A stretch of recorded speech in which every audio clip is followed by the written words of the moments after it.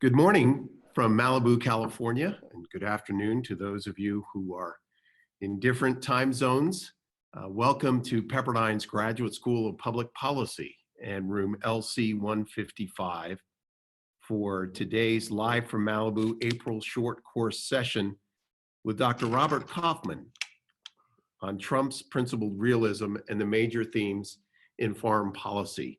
I'm Pete Peterson, the very grateful dean here of the Graduate School of Policy, and it's a delight to welcome you here for what is the last session of the day. We do have one more Friday in this short course series next week. So far this morning, we've heard from Dr. Bill McClay on American history and looking specifically at the period of the Civil War and Lincoln's leadership. This was followed by Dr. Gordon Lloyd, looking at the roots of capitalism versus socialism, and specifically at the philosophy of Karl Marx. And today, in this session, we'll be shifting our lens to foreign policy. And again, looking not only at President Trump's policy, but also how it fits in with the major themes in US foreign policy. Dr. Kaufman is our Dockson Professor of Public Policy here. He's a political scientist specializing in American foreign policy, national security, international relations, and various aspects of American politics. Dr. Kaufman has earned 6 degrees, including his PhD from Columbia, his JD from Georgetown, and a recent LLM from Pepperdine's Caruso School of Law. He's the author of 4 books, including his most recent Dangerous Doctrine, How Obama's Grand Strategy Weakened America from 2016. His other book prior to that was In Defense of the Bush Doctrine. And you can see there a series which will become a trilogy. Dr. Kaufman is currently working on a book about President Trump and his foreign policy, and is deriving much of his comments and lectures in this series based on his forthcoming book. If this is your first session with us, we are using the Zoom meeting platform for this lecture. And the format is very straightforward. In these 1-hour sessions, the first 45 minutes will be lecture, and then we'll be reserving the last 15 minutes for your questions. Due to the size and the number of participants, we are asking that questions be submitted through the chat feature on the Zoom platform. You'll find the chat button at the bottom of your screen. And so by clicking on that and typing in your question, when we get to the last 15 minutes, I'll be directing those questions to Dr. Kaufman. You should feel free throughout the session to type in your questions, but again, I'll be referring to them in the last 15 minutes.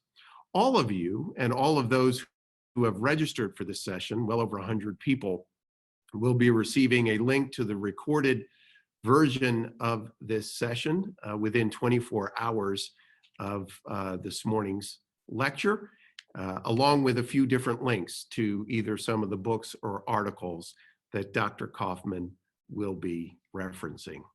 It's a great pleasure to welcome you here to Pepperdine.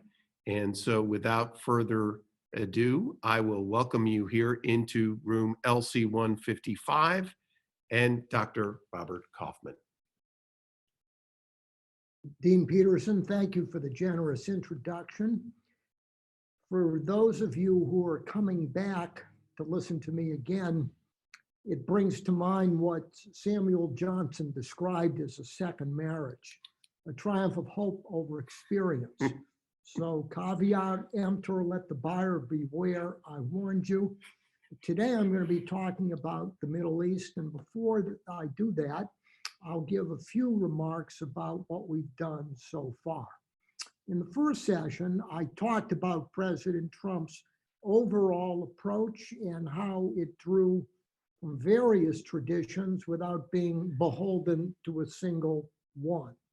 I also focused specifically on China, which President Trump has rightly deemed as the #1 national security threat of our time in the world's most important geopolitical region.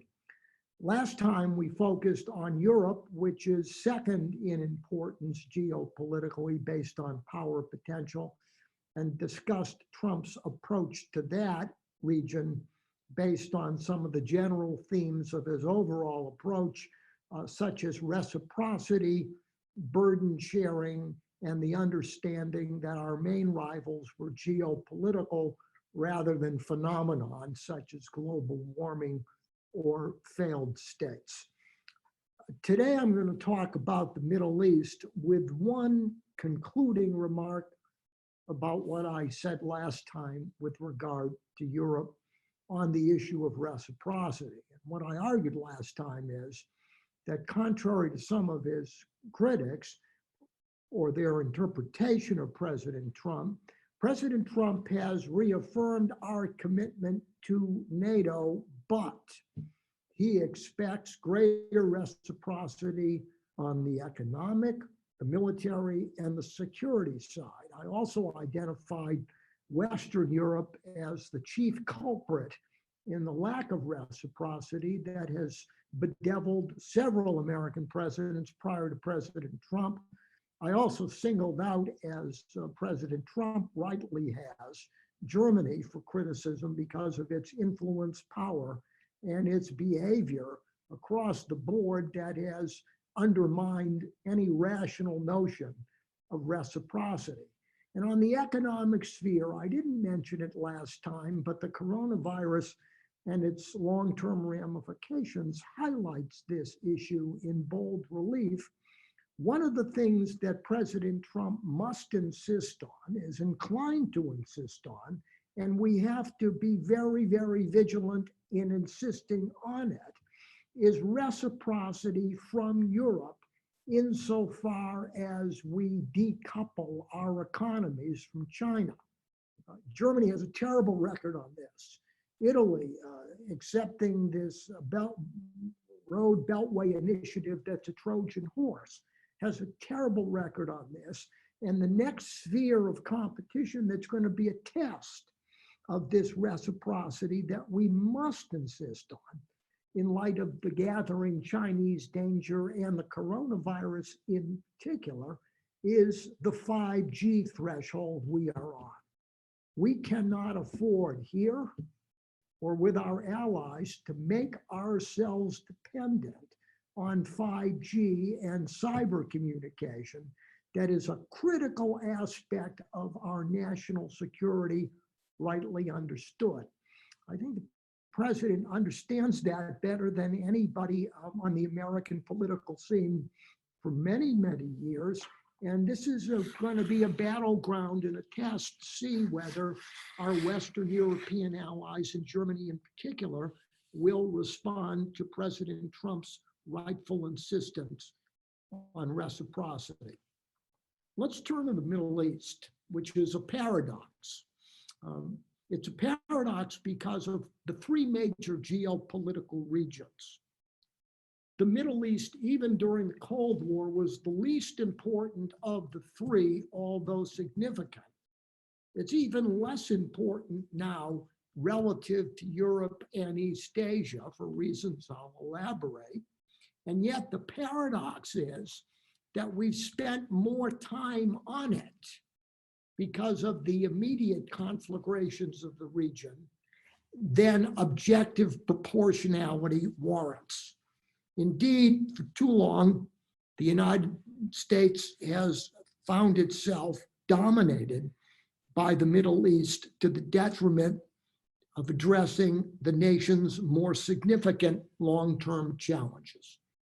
The Trump administration's national security strategy has prudently begun to correct that, recalibrating America's ranking of interests and threats to reflect the geopolitical realities of the third decade of the 21st century.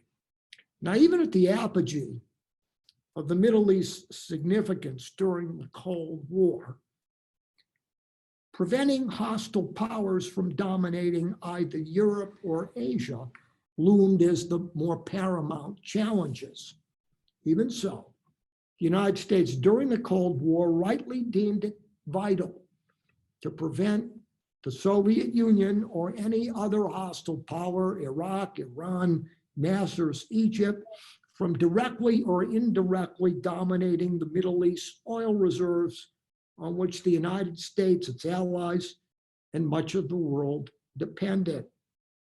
Now that the United States has become an energy superpower, the #1 producer of energy in the world, the significance of the Middle East will continue to diminish, especially relative to the Indo-Pacific, by far the world's most important power center for the 21st century, and also to Europe. And let me give you some good news. The diminishing importance of the Middle East, in part due to our energy independence, is something we can look forward to if we prudently disengage from China.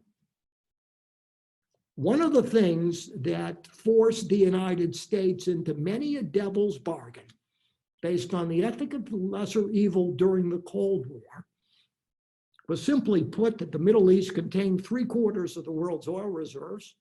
Many of those regimes, even our allies, were tyrannies, and therefore we had to deal with them. We have much more leeway now that we are energy independent. One of the things that has constrained our response to China's predatory behavior across the board is our dependence on China for metals, finance, and a whole host of things, including manufacturing. What the Trump administration wants to do, based on this model of the Middle East, is move to the day where we have greater flexibility and we can minimize the extent, never eliminating it, that we can free ourselves from these devil's bargains. Indeed, the Trump administration has defined accordingly the central challenge we face, not as the Middle East, but the central challenge to our prosperity, again, is the reemergence of the long-term strategic competition with what the National Security Strategy of 2018 rightly identifies as revisionist powers. That means Russia and China, regimes striving for a world consistent with their authoritarian model, gaining veto authority over other nations' economic, diplomatic, and security decisions. And let me add another dimension. What the Chinese want is not just veto over other nations, but also veto over international organizations' positions. Witness the craven capitulation of the World Health Organization, ostracizing a decent democratic Taiwan for telling the world what it needed to hear but didn't want to know, and its shameful apology and enabling for a Chinese regime primarily responsible for this coronavirus catastrophe. This is our focus. And this is why the administration, if you want to understand, well, why are we reallocating to the Middle East? Because it makes strategic sense. The United States under Trump has reallocated America's economic, political, and military resources to East Asia. The pivot is real in all dimensions, not rhetorical. And while cajoling our European allies to contribute more for their defense, the president has actually bolstered the credibility and capability of our presence there, while increasingly contesting Russian ambitions in Ukraine and Syria. Among other things, the long overdue arming of Ukrainians. Because of this shift in priorities and focus, the administration has rightly scaled back America's strategic ambitions in the Middle East to reconcile the desirable with the possible, pursuing more traditional and limited ends while still remaining engaged in the region. We have now 3 core goals in the Middle East, reminiscent of our approach during the Cold War. 1, we want to prevent a single hostile power from dominating the region, because even though the oil, the energy is less important to us, it's still important to our allies and some of our enemies like China. And if a single hostile hegemon were to dominate the resources of that region, the oil resources of that region, it doesn't have much else in terms of power potential, that would disrupt world markets to the detriment of America's vital interests. So we want to prevent a single hostile hegemon still. Even in an atmosphere where the Middle East has diminished strategic significance, it's still a vital interest to prevent in Iran, in Iraq, Erdogan's Turkey, or any other regional hegemon from dominating the region. That's one goal. The second goal is deterring rogue regimes from crossing the nuclear threshold and using those weapons as an umbrella to sponsor terror. That means primarily Iran at this moment, but any other rogue regime that attained that capability and had those intentions. You don't want a nuclear arms race in an area of the world that is the most unstable and violent prone, with regimes that are unreliable and have relatively high capacity to take dangerous risks. So our second goal, even in this atmosphere where the Middle East has less importance, we still don't want a single hostile hegemon to get a nuclear weapon to trigger a nuclear arms race. This is eminently sensible. And the third goal that President Trump has pursued with an admirable consistency and a zeal that distinguishes him even from his most pro-Israeli predecessors, and that's not Obama, who was on the opposite side of this. Third goal, consistent with the other two, is to broaden and deepen our commitment and relationship with a decent democratic Israel, sharing similar values and largely compatible strategic interests. So what does this mean? It means, in the first place, that the administration has abandoned President George W. Bush's noble effort to promote democratic regime change in the Middle East for the time being, which the premature American withdrawal from Iraq has indeed doomed beyond repair for the foreseeable future. Now, in the Indo-Pacific and Europe, President Trump's rhetoric, if not his actions, invites the legitimate criticism that he understates the value of value-based alliance systems in these regions where more propitious conditions for them exist. Again, his record is better than his rhetoric on this. In the Middle East, however, the president's transactional inclinations serve the United States far better at this moment than any of the plausible alternatives. Here, in this region, the United States usually must choose its often unsavory strategic partners in the region, a decent democratic Israel honorably accepted. We must choose our other partners based on the ethic of the lesser moral and geopolitical evil. We must, except for Israel in this region, not have permanent allies, but permanent interests. Trump's right about that.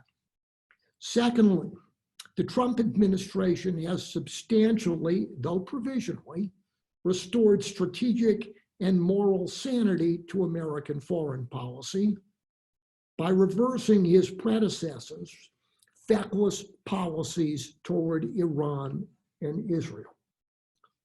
When I gave my initial lecture and gave some points of departure for thinking about President Trump in relation to other traditions in American foreign policy and in relation to his predecessor, I made the case that Trump, in many ways, is the anti-Obama.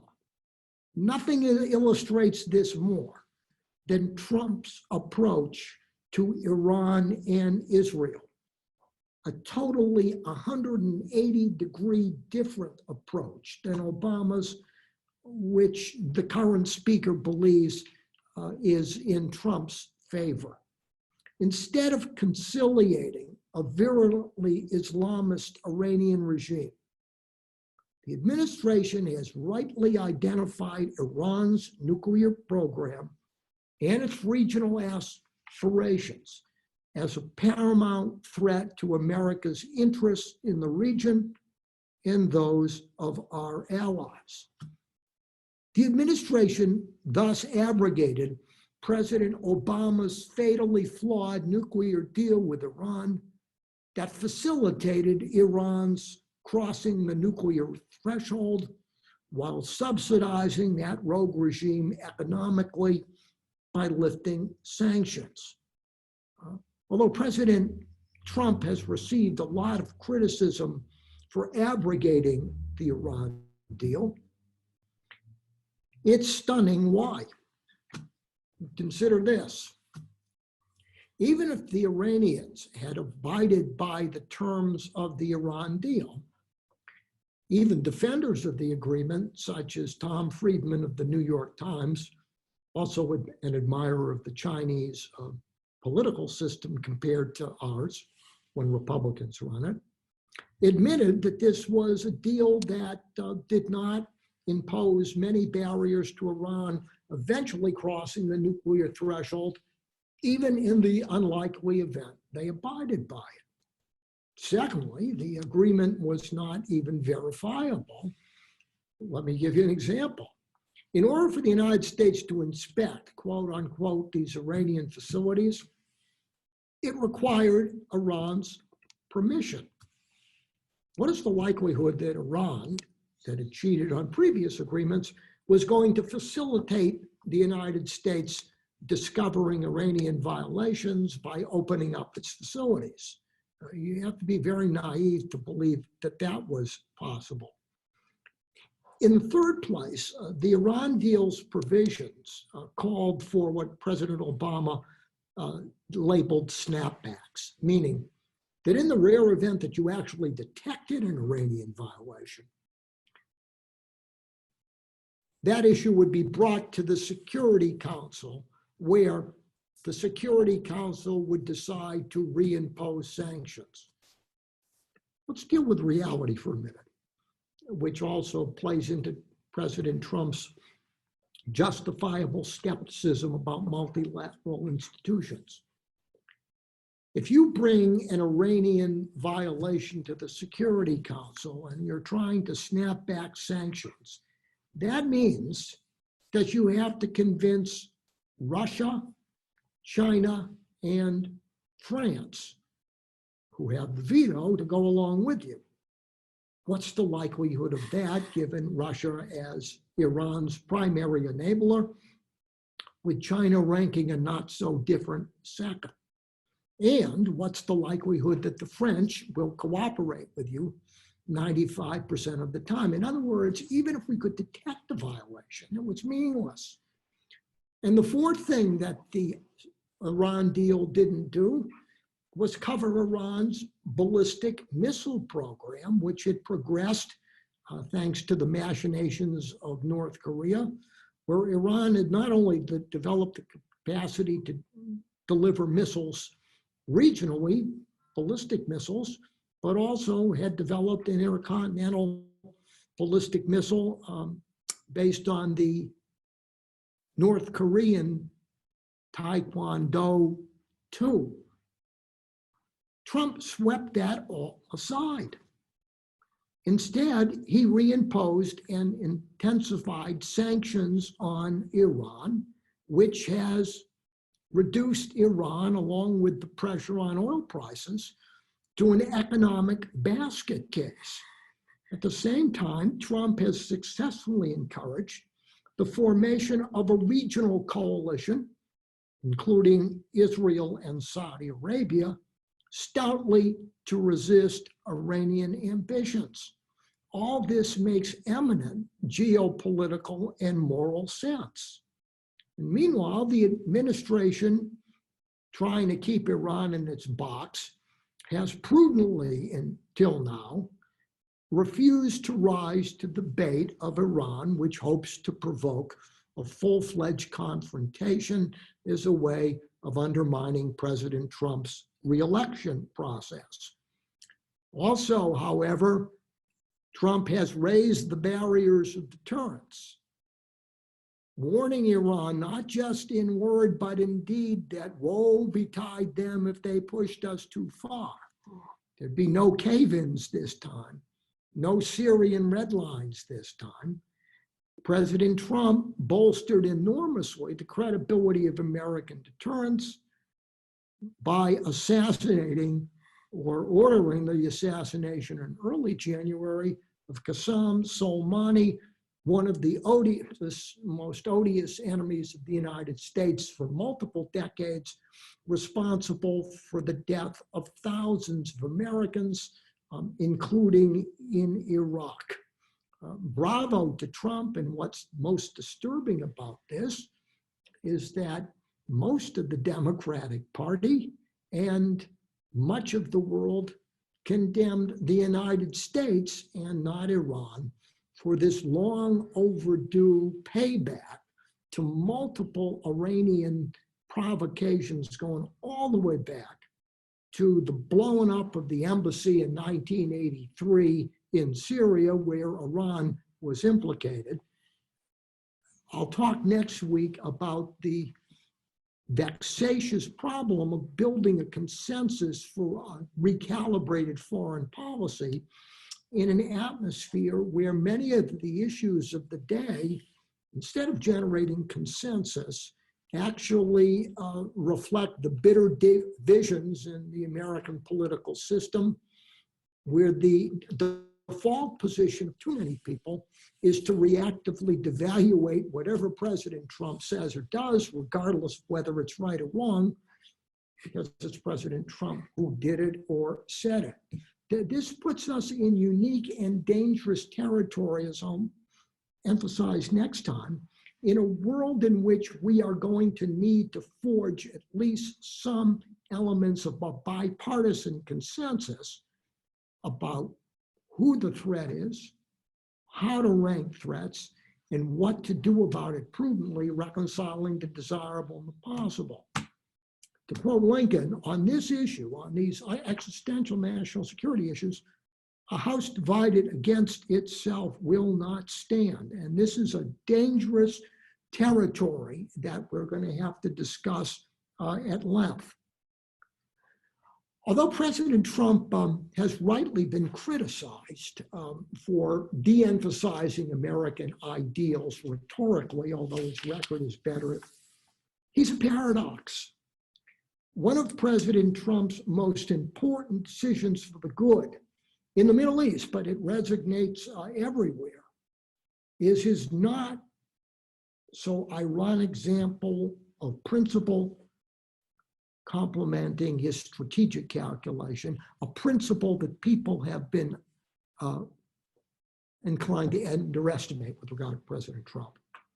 In contrast to his predecessor, President Trump recognizes that a strong, powerful, decent, democratic Israel is a strategic asset, not a moral liability the way Obama believed it and much of the Democratic Party believes. Assuming President Trump stands firm on Iran, Trump's fulfillment of his embassy pledge may go down as one of the major positive inflection points of the administration's national security strategy.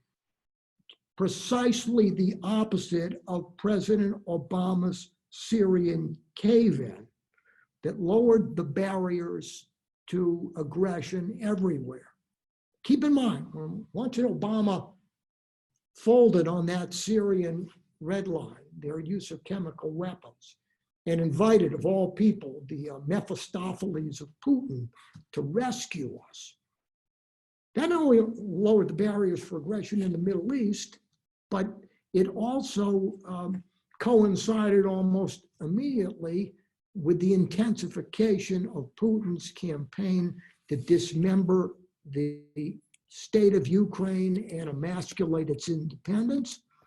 That cave down also coincided, not coincidentally, with the intensification of China's predatory behavior in many manifestations in the East and South China Sea in violation of international law and America's vital interests. This is exactly the opposite. And then this is also one of the most remarkable features of President Trump's presidency, that when you try to understand him as a man devoid of principle, this stands out, whether you agree with it or not, as one of the examples where Trump has stood by his principles that are deeply embedded in his record, going back 30 or 40 years, and is also to our benefit. Sid Ganal, I hope you're listening. This is meant for you and all sorts of other progressive Jewish voters who have to understand what shouldn't be a paradox, but for many people, it is. President Trump's approval rating. Pew Foundation just did a poll of approval ratings. Is low in many areas of the world, but the place where Trump has the #1 approval rating. Sid, Pew is not a Fox poll. It's a liberal left poll, so hold on to your seat. Trump's approval rating in Israel is 71%. There's a reason for that. Israelis know who their friends are and who their enemies are. Writing in Commentary magazine, Abe Greenwald wrote this of Trump's remarkable State of the Union address in 2018. Let me quote. President Trump used his 2018 State of the Union address to celebrate the recognition of Jerusalem as Israel's capital, to call out Iran on its genocidal anti-Semitism, to confront anti-Semitism generally, and to tie his conception of American greatness to the liberation of Nazi concentration camp. This was, according to Greenwald, the most pro-Jewish speech in the history of State of the Unions. Greenwald went on, Trump talked about a great many things, but it is remarkable the extent to which his speech acknowledged, celebrated, and urged on America doing right by the Jews here in the United States and abroad. This is a positive inflection point for a number of reasons. One, it's the right thing to do, and two, it demonstrated, unlike Obama, who caved in on his Syrian red line, Trump, here's the paradox, someone who is considered unreliable, Trump has been faithful to what he promised. The world took notice that he promised to do it and delivered on his words by deeds, because talk is cheap.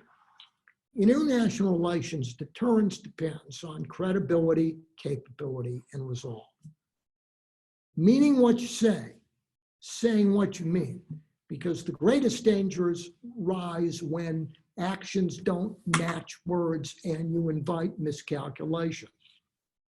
President Trump's act of moving the embassy to Jerusalem strategically had a positive resonance not only in the Middle East, but putting China on notice that we will stand by our friends and mean it, and a positive resonance toward Putin, signifying that we will stand by our friends and we mean it.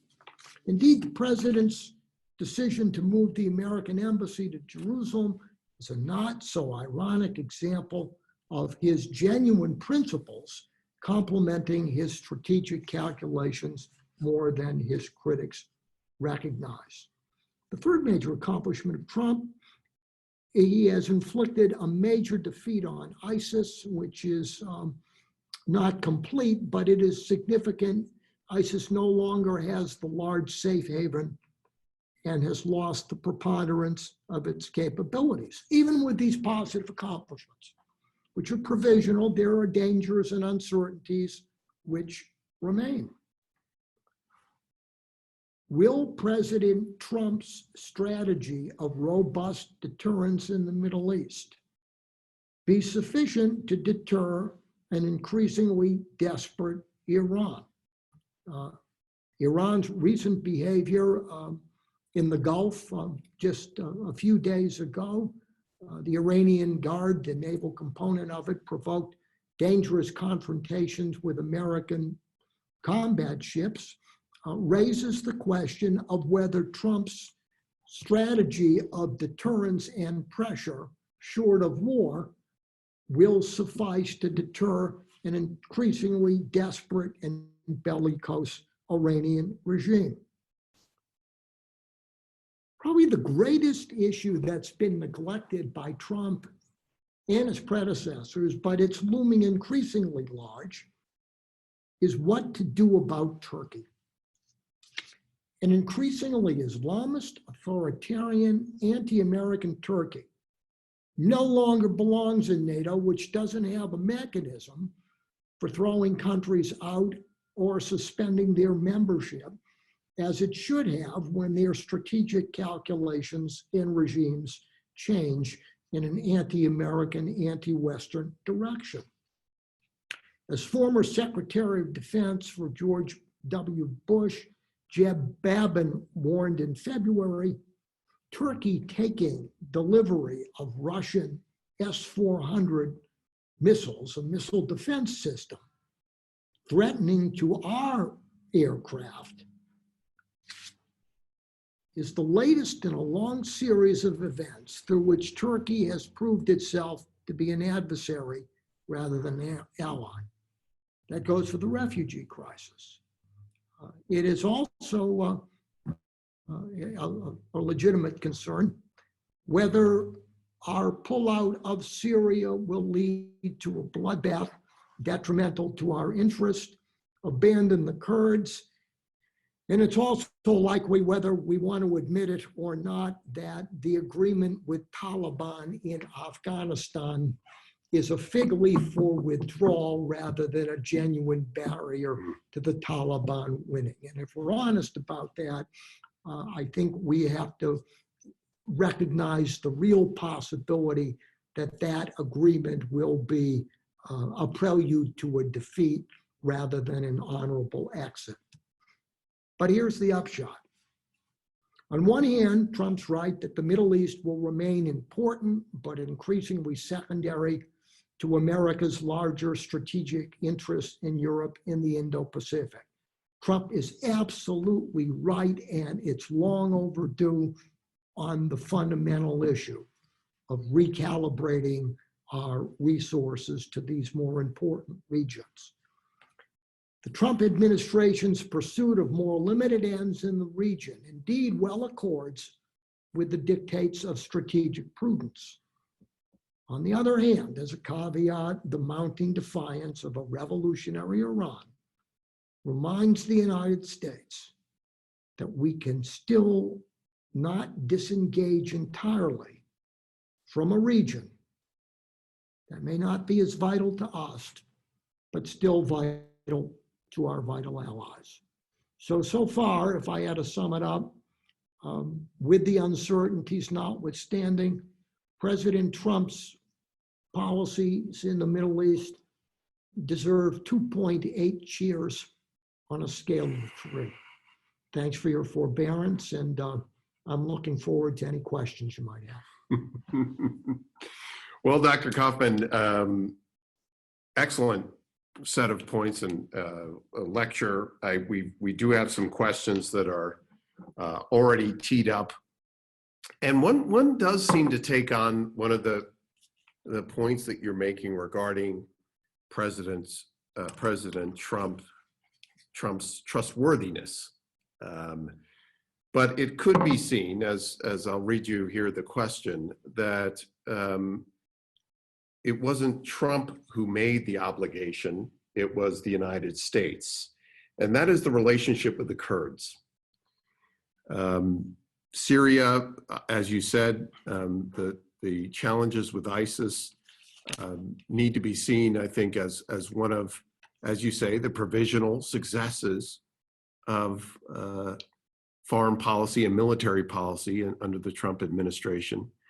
But the decisions to disengage, I wouldn't say withdraw. I mean, we did have some troops or advisors, at least, in the area, but the decision to disengage from that area and leaving the Kurds, as some would say, to fend for themselves, has come under significant criticism, given the Kurds' support of our own forces during the war in Iraq. Talk a little bit about the administration's position vis-a-vis the Kurds.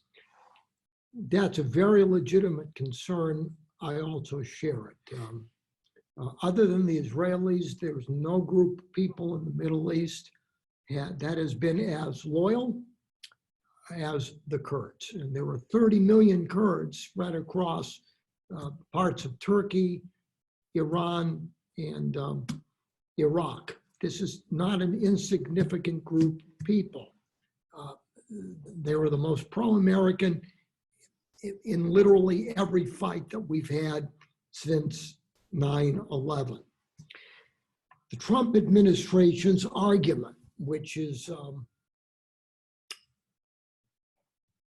plausible, but the jury is still out on this, is that they haven't abandoned the Kurds, even though we've withdrawn forces, and that the quid pro quo, and so far the Turks have abided by it, is that were the Turks to use the opportunity of the withdrawal of American forces to pursue their ambitions of crushing the Kurds, this would elicit a major American response.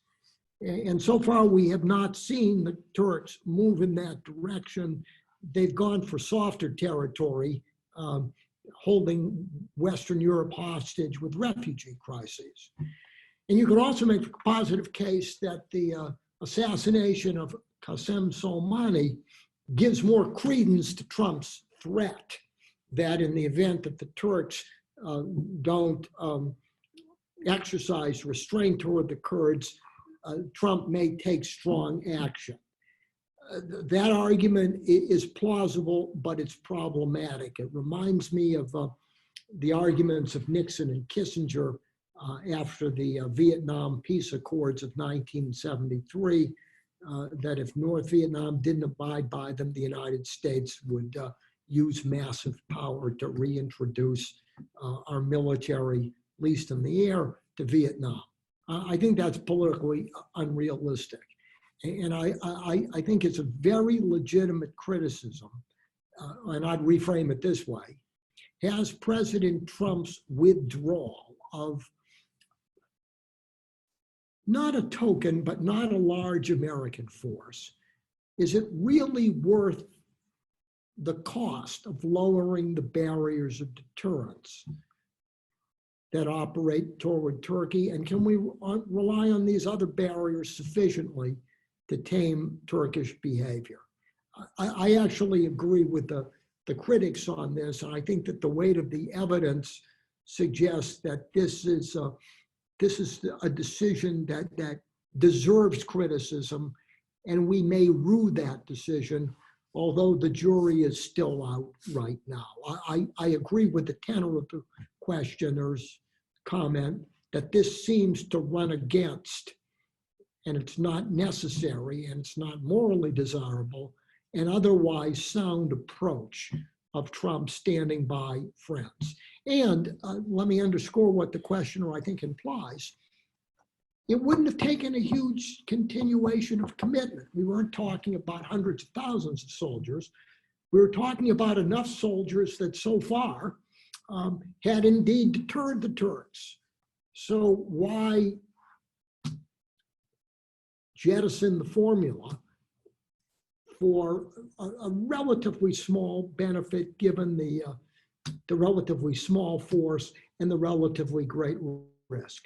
I think that's a legitimate criticism of President Trump, and it may turn out to be the worst aspect of an otherwise sound approach to the Middle East. That's a very fair criticism. So related to that, and you just touched on Turkey, we do have a couple questions about Turkey and your perceptions on whether they're moving further towards Islamic influence or encouraging becoming more of an Islamic state. Obviously, the history there has been one where, at least for a time, going back to Ataturk, there was more of a Western influence there. But that obviously has been changing over the last several years. What's your view on the role Turkey is playing and its tilting towards Islamism? One, Dean Pearson, I wouldn't say it's tilting. I would say this president has his foot on the pedal to make this an Islamist regime. And this also illustrates one of the things where rhetorically President Trump has been weakest, and again, his record's been better, is the intimate linkage between what a country does at home and how it behaves abroad. For all the problems of democracies, Natan Sharansky is right that generally you're better with a stable liberal society that hates you than a dictatorship that loves you, because even with tactical alliances of convenience, dictatorships are fickle mistresses. And it's not an accident that as the more repressive Putin has become at home, the more expansionist he's become abroad. The more China has reverted to neo-Maoism at home, the more difficulties that we have abroad. The more Ataturk has abandoned the admirable tradition of post-World War II Turkey that other than Israel moved further and more reliably in at least a quasi-pro-democratic direction than any other regime in the region, the more Erdogan has pushed Turkey the other way, the more its behavior has become belligerent abroad. That doesn't mean we can change every regime directly, nor should we, but there is an intimate linkage. And as long as Turkey is heading in this Islamic direction, it's the antithesis of a value-based alliance system that are the alliance systems that are most strategically successful. One of the things that made NATO successful is that it was an alliance of fellow democracies, which until now had shared values despite the differences. One of the things that I think is the best practicable remedy for China, as Jim Mattis puts it, we need allies, but we need reliable democratic allies with shared strategic interests, transparency, and open societies like India, South Korea, and Japan. That doesn't mean that you can always get an ally like that. As I mentioned last time with Churchill and the Soviet Union, there are desperate times that require desperate measures, these devil's bargains. But you should try to minimize the frequency and intensity of these relationships because they come back to bite you. If you want an example of that, think of the predicament we're in where China produces all Apple cell phones because we relied on the short term, or we rely on Chinese rare metals, or we have China holding billions and billions of dollars of American bonds. It is penny wise and pound foolish not to take into account as a critical variable in identifying friends, foes, threats, and opportunities, the nature of their regime, for good or for ill, because all regimes aren't alike. And what makes Turkey unsuitable for NATO is not just its external behavior, but the intimate linkage between what's happening at home, which is the wellspring of Turkey's recalculation of its interests to the detriment of our interests and those of our allies rightly understood.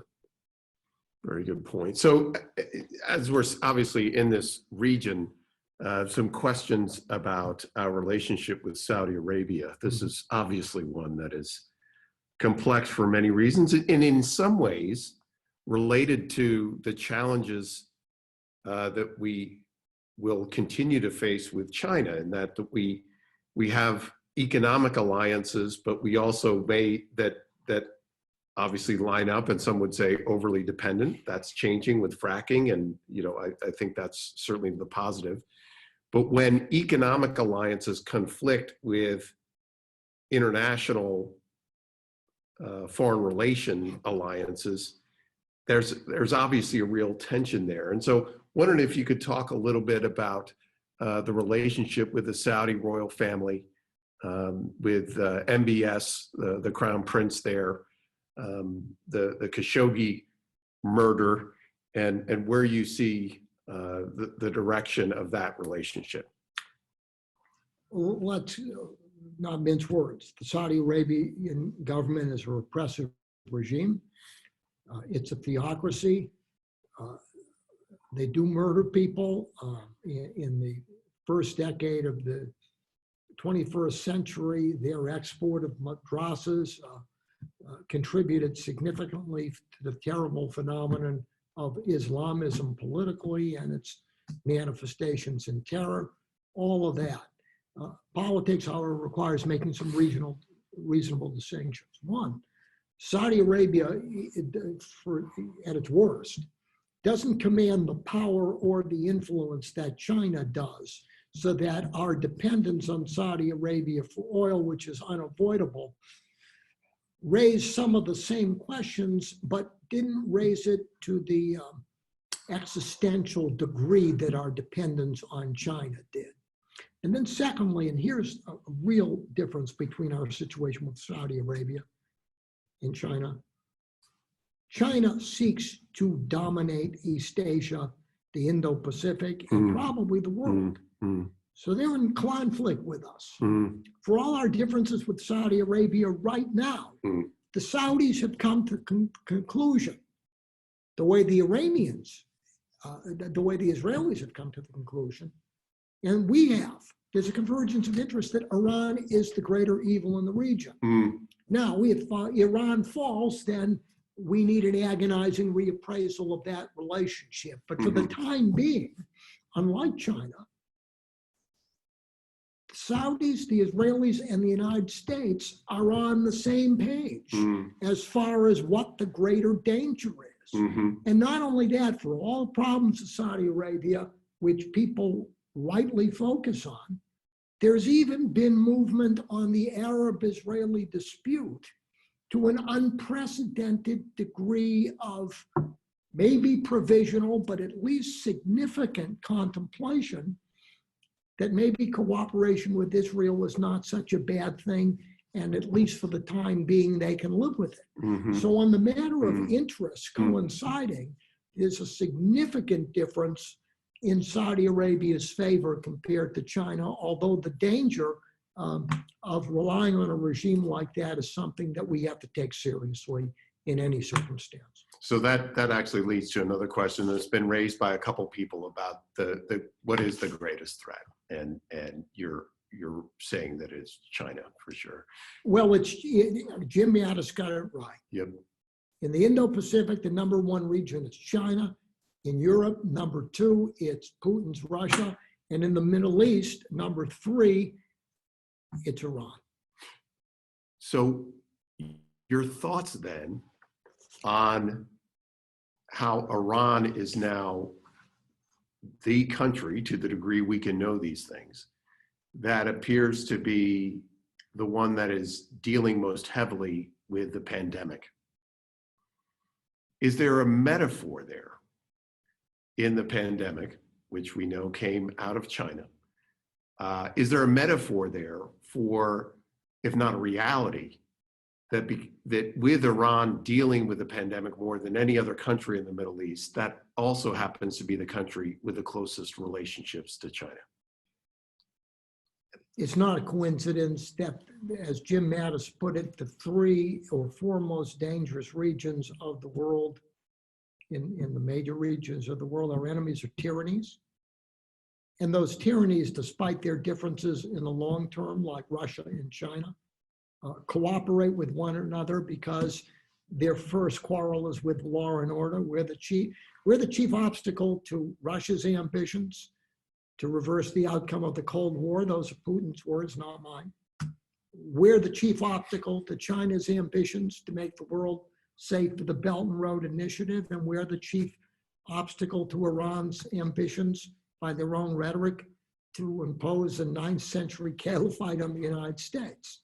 And you can laugh at that, but people also laughed at Mein Kampf. It's a reflection of a state of mind. But your point on Iran is well taken in another sense. What China touches these days, to use the myth of King Midas, is not turning to gold. The more you become dependent on China, this was before Corona. If you looked at the Belt and Road Initiative and what the Chinese actually did in Africa, in Sri Lanka, in many places, this was a Ponzi scheme where states ended up with huge debts and the Chinese enjoyed control. This is a ghost of Christmas future to what's going to happen if Western Europe and the United States, one or the other, becomes dependent on 5G or China's infrastructure. Dependence on China, given its regime, its lack of transparency, its potential power and ambitions, is a road to danger. And to quote Churchill, appeasing China will give you neither peace nor honor nor serve your interest. So Dr. Kaufman, we're in our last few minutes here of this session. There have been a couple questions about the attack on Iranian commander Soleimani. And there have been some reprisal attacks. Obviously, this was, as I've heard said many times, Soleimani was not in Iraq on vacation, right? He was not killed on Iranian soil. He was killed on Iraqi soil. And there have been some reprisals by some of the cells, Iranian-backed cells in Iraq. Your thoughts on what the future looks like there in Iraq more broadly? Well, looking at a balance sheet, and there have been reprisals, you have to look at 2 sides of the balance sheet. What has been the cost of not doing something like this with Iran? The Iranians never paid a price for blowing up the Marine embassy in Syria. The Iranian Quds forces were responsible for literally thousands of IUD deaths. The Iranians have broadened and deepened the terrible war in Syria that has resulted in hundreds of thousands of deaths, millions of refugees, destabilizing multiple countries, not only in the Middle East, but our allies in Europe. So how is doing nothing and allowing this man who's been involved, who's a symbol of all of this Iranian defiance, sort of the poster child for the values and the behavior of the Iranian Revolution? What's the cost of allowing this? And if you look at the balance sheet, and also the bluster of the Iranians, that this was going to result in, if we did some things like this, woe betide the world because that would get mad. The Iranians, first of all, haven't done anything here. And it seems to me that the high yield of getting rid of this symbol is worth the risk incurred with Iran's reprisals. And think about Iran's capacity to enact reprisals. It's because of Trump's sanctions. It's because of the reimpositions of sanctions. It's because of the vigilant enforcement of third-party sanctions. It's ravaged Iran's capacity to protect project its noxious ideology abroad. So what we're dealing with is a weaker Iran with an economic basket case, a military that's now underfunded, acting in desperation rather than confidence, the way it was under Obama when we were enabling Iran by treating it as our regional surrogate rather than the enemy that it is.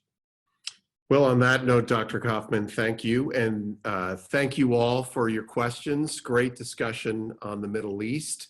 Where do we head next week, Dr. Kaufman? Next week, I'm going to talk about where Trump's general precepts will be either permanent features of political discourse or things specific to Trump. And I'm also going to put the coronavirus crisis in a context of American diplomacy. I'm going to make the case next time that this crisis is a watershed event, perhaps every bit as comparable to Pearl Harbor, which brings up some good analogies, but some important differences that make it problematic. The only thing that can defeat us with the coronavirus is us. But for the first time, I think that's a more significant danger of us being divided in a time when we need a consensus about what the threat is, who the threat is, and what to do about it, despite the particular differences. The real problem, in my view, is the blind spot in our allies, and much of the opposition to the president, frankly, that the United States is a greater danger than our enemies. This goes back to Obama, that the greatest danger to us is American power. And now it's personified, it's Trump rather than the Chinese. You know, NPR is worried about, is calling the Chinese virus going to offend their political sensibilities? That's a more important question to a publicly funded network by the American taxpayers than what the Chinese have done to the world. That actually just got more funding out of perverse. the coronavirus bill. It's perverse. So that's what we'll talk about next time. Great. If people come back. Thank you all for joining us. Again, we will be back same time next week. Again, all of you who have registered for this class will receive a link to this session. You should feel free to share it widely with your network. We do have online seats available, although we have about 150 or so total registrations for this class. We still have seats available online, so if you'd like to let others know. We did get a question about plans for May. Frankly, we haven't made those plans yet. Suffice it to say that next Friday is the last class of this short course series that we have planned.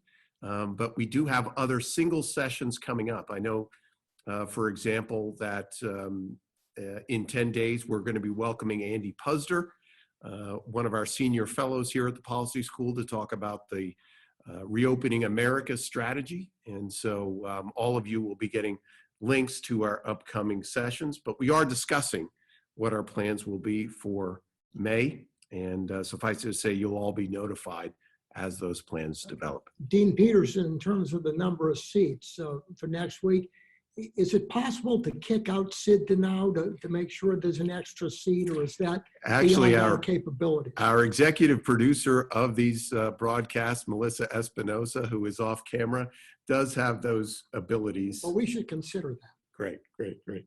Well, thank you again so much for joining us. Please have a great rest of your day and weekend. God bless you, and we'll see you next week. Thank you.